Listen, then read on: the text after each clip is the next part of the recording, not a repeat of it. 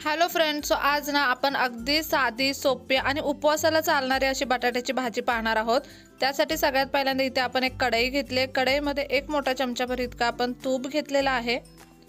तूप अगदी छान असं गरम झालं की त्याच्यामध्ये थोडंसं जिरं टाकायचं आपल्याला फोडणीला। 2 ते 3 हिरव्या मिरच्या आपण उभ्या चिरून घेतलेल्या आहेत, त्या आपल्याला यामध्ये टाकायच्यात। आता यामध्ये आपल्याला थोडंसं किसलेलं आलं टाकायचं आहे। हे सगळं छान असं तडतडलं की हे 2 बटाटे आहेत उकडलेले, ते आपण कट करून घेतले, ते यामध्ये टाकलेले आहेत। त्यानंतर यामध्ये चवीप्रमाणे मीठ टाकून घ्यायचंय आणि आता ही सगळी भाजी आपण व्यवस्थित मिक्स करून घेणार आहोत।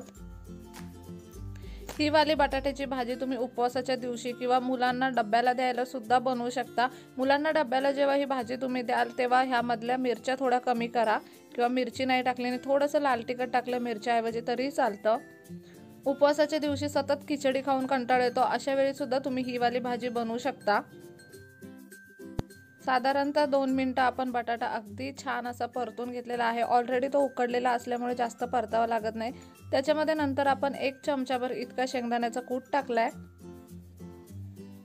यामध्ये अगदी किंचितशी साखर तुम्हाला ऍड करायची असेल तर तुम्ही करू शकता।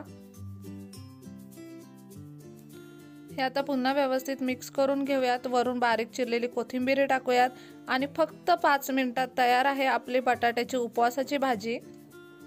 खूप सोप्या पद्धतीने बनते, अगदी झटपट बनते असं तुम्ही म्हणू शकता। खायला तितकीच अप्रतिम लागते, अतिरिक्त काहीही सामान लागत नाही आणि उपवासाच्या वेळी आपल्याला थकवा पण आलेला असतो, खूप जास्त काही करावंसं वाटत नाही। अशा वेळी तुम्ही डेफिनेटली ही वाली भाजी घरी ट्राय करू शकता। मुलांना डब्याला सुद्धा ही भाजी तुम्ही देऊ शकता। खूप सोपी रेसिपी आहे, नक्की ही रेसिपी घरी ट्राय करा। व्हिडिओ कसा वाटला मला कमेंट बॉक्समध्ये नक्की सांगा। चला तर मग पुन्हा भेटू अशाच एका नवीन व्हिडिओ सोबत। तोपर्यंत मस्त खा, भरपूर फिरा आणि आनंदी रहा।